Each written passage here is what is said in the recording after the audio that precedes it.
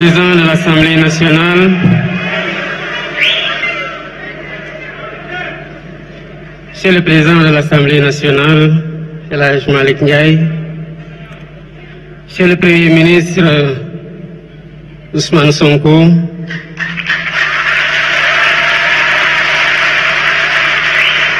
honorables députés, Monsieur le ministre d'État Alamine Loum, Mesdames, Messieurs les ministres, Madame, Messieurs les membres du corps diplomatique, chers partenaires techniques et financiers, distingués invités, en vos rangs, titres et qualités. Je voudrais commencer mon intervention par des félicitations. Des félicitations nourries à l'endroit de Monsieur le Premier ministre.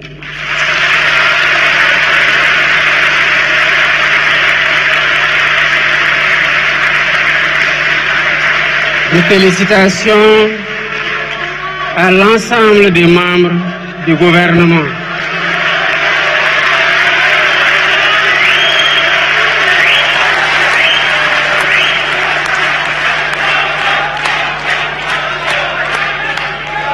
Mais des félicitations aussi à tous les collaborateurs de l'équipe gouvernementale et du président de la République qui ont contribué à l'élaboration de ce plan de redressement dont vous avez chacune et chacun l'opportunité d'en apprécier la pertinence et le réaliser. Voilà bientôt un peu plus de 15 mois que vous nous avez fait confiance.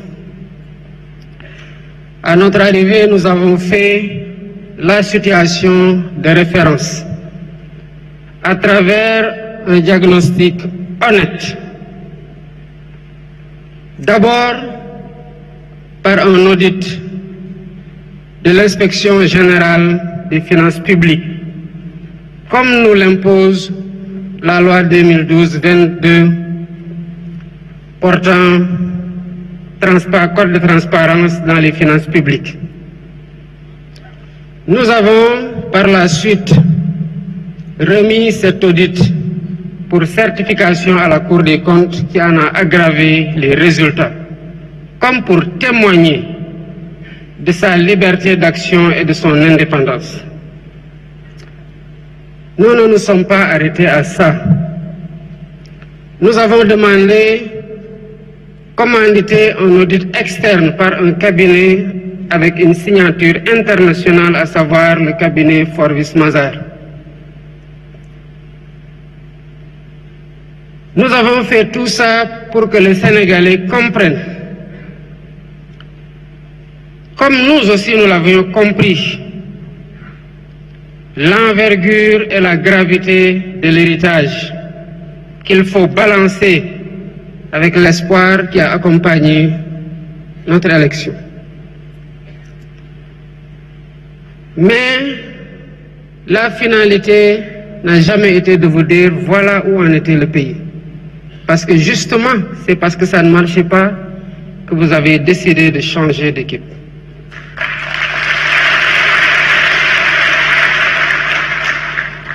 Et nous nous sommes donc attelés à proposer des solutions. Cela a conduit en un temps record à la présentation de la vision Sénégal 2050, l'agenda national de transformation. Cela a conduit à la confection du master plan, à la sélection d'un portefeuille de 80 projets catalytiques. Mais nous ne pouvions pas nous en tenir à les exprimer, à les concevoir, à les partager.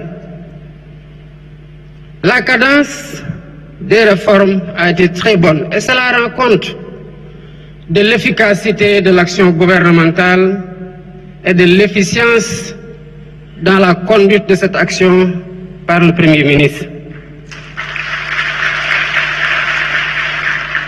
Pourquoi nous avons fait le choix de la vérité? Parce que nous savons que vous avez élu des hommes véridiques pour les avoir éprouvés.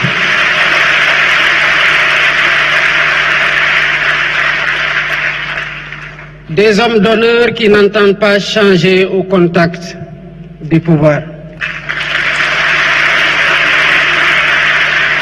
Nous avons fait le choix de la vérité parce que nous avons du respect pour vous, peuple sénégalais. Nous avons fait le choix de la vérité parce que nous voulons imposer à nos interlocuteurs le respect qu'ils nous doivent, en leur donnant le respect que nous nous devons. Et cela ne se fait que dans la vérité. Mais nous avons aussi fait le choix de la vérité pour corriger les anomalies et nous assurer que plus jamais cela ne puisse se reproduire.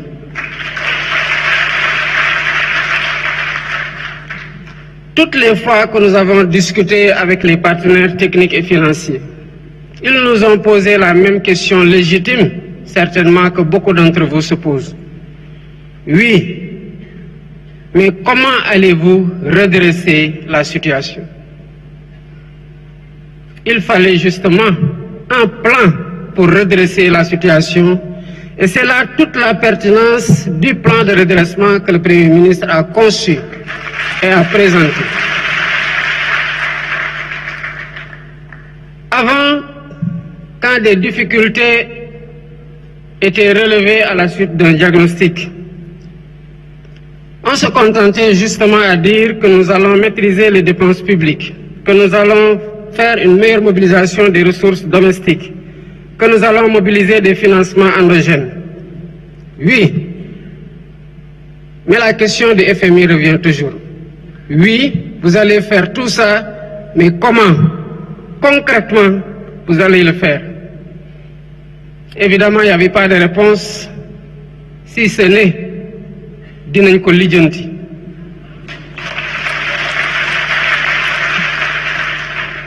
Lijjanti boobu moo waral la dette cachée.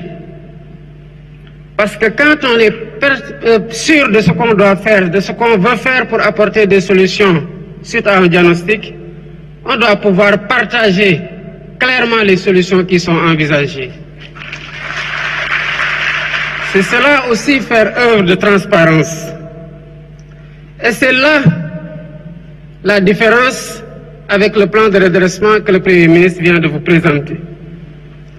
Toute l'ingéniosité du plan réside dans le chiffrage ligne par ligne de ce qui va être fait et qui constitue en agrégé le montant de 5 677 milliards en hypothèse basse et décliné annuellement dans les rythmes de mobilisation. C'est cela que le FMI attendait comme réponse. C'est cela que le peuple sénégalais attendait comme réponse. Et c'est cela que nous vous donnons aujourd'hui comme réponse.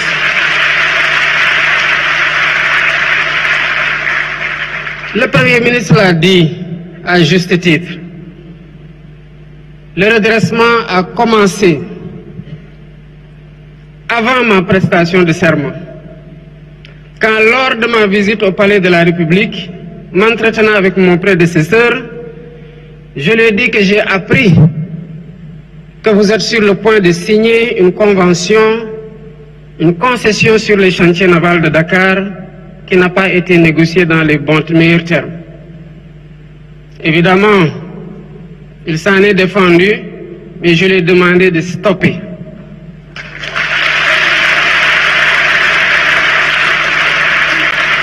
Et nous avons relancé un nouvel appel d'offres qui sera bientôt finalisé. Et vous verrez, comme vous l'avez vu dans les renégociations précédentes, quel a été le premier contrat et quel est désormais ce que nous avons signé. Le redressement a commencé aussi avec la réactivation du Comité national de la dette publique. Évidemment, tout le monde se pose la question de savoir, mais comment cela a-t-il pu arriver? sans que les ressorts de vigilance de l'État ne puissent se déployer. Évidemment, ils ont désactivé tout ce qui aurait pu donner l'alerte pour qu'on puisse freiner ou faire freiner des 4 fers. Aujourd'hui, quel que soit le marché qui est attendu, l'avis du Comité national de dette publique est systématiquement requis, ce qui permet au Trésor d'avoir une visibilité sur l'endettement. Mesdames, Messieurs, le redressement a commencé et se poursuit. Cette semaine, j'ai convoqué une session extraordinaire de l'Assemblée nationale pour le vote de 4 lois sur la transparence.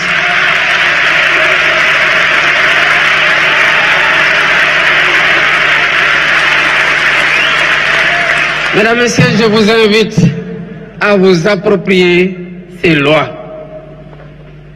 Ça fait une année que nous travaillons sur ces lois pour nous assurer d'avoir le meilleur dispositif de lutte contre la corruption et de promotion de la bonne gouvernance. Et vous le verrez, peut-être que vous partagerez mon sentiment. Et Dieu sait que j'ai été particulièrement exigeant. Je suis très satisfait.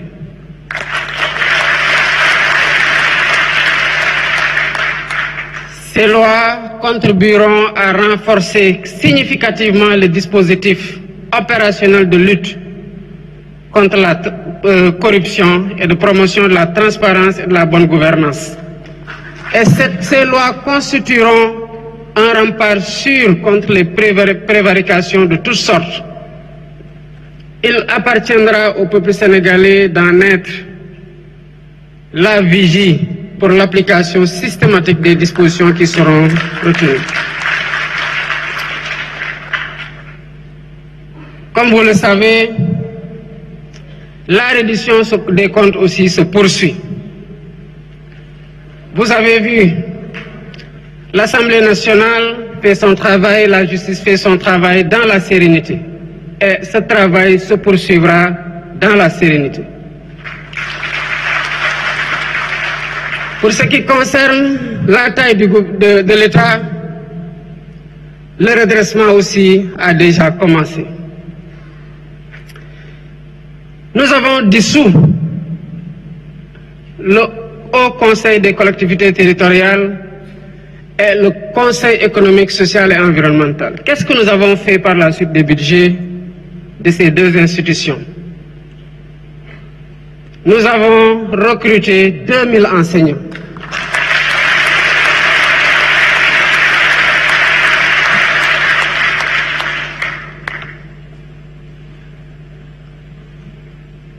Mais c'est parce qu'on a dissous le Haut Conseil des collectivités territoriales que nous nous sommes rendus que l'immeuble qui abritait le Haut Conseil a été acquis par l'État depuis 2014.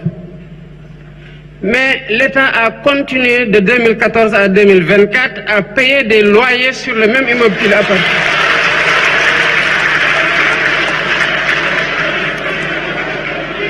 Et cela pour un coût cumulé d'au moins 3 milliards en 2024. Si nous n'avions pas dissous le Haut Conseil des collectivités territoriales, l'État allait continuer ad vitam aeternam à payer des loyers sur le même immeuble qui lui appartient depuis 2014. C'est ça le redressement.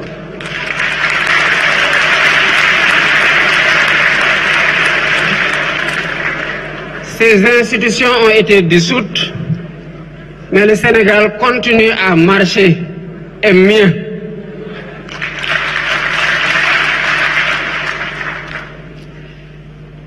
Nous sommes donc en train de faire ce qui nous revient de faire, un gouvernement responsable, soucieux des difficultés qu'endure le peuple sénégalais et ayant à cœur d'y apporter les solutions les plus immédiates. Mais ce que nous attendons du peuple sénégalais, c'est de comprendre que nous devons compter d'abord sur nous-mêmes pour nous sortir de ces difficultés.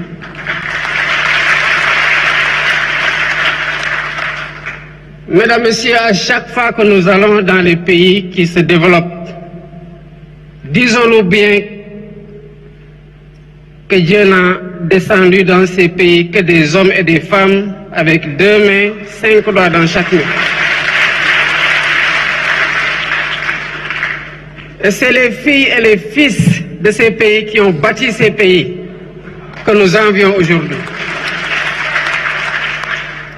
J'ai eu ici hier un invité d'honneur lors de la consécration des meilleurs élèves de notre école. Nous partageons tous, je le pense, la même conviction après avoir assisté à la décoration de M. Pape Nathan Goubaye. C'est qu'avec de la volonté, nous pouvons déplacer des montagnes. Et si un Sénégalais l'a fait, c'est parce que cette ressource se trouve en chacune et en chacun d'entre nous. Nous sommes en mesure de redresser la situation et nous avons déjà commencé à la redresser. Il n'y a qu'à poursuivre et à consolider les efforts en cours et Inch'Allah, tout ira très bien.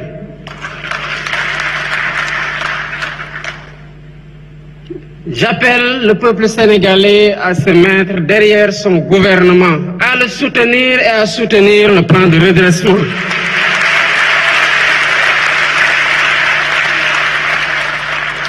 Les bénéfices de ce plan iront déjà au peuple. Ils vont déjà au peuple. Par le recrutement, je l'ai dit tantôt, de 2000 enseignants.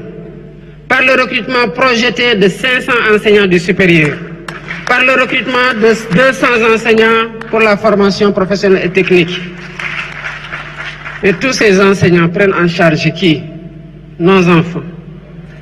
C'est ça le bénéfice du redressement, entre autres.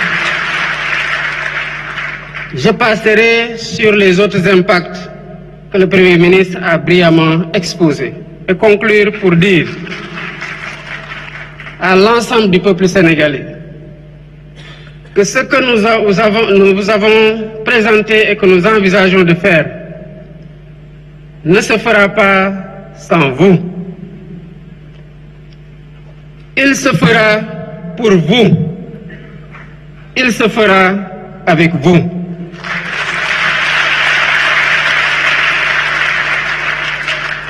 Voilà pourquoi, depuis mon élection, j'ai mis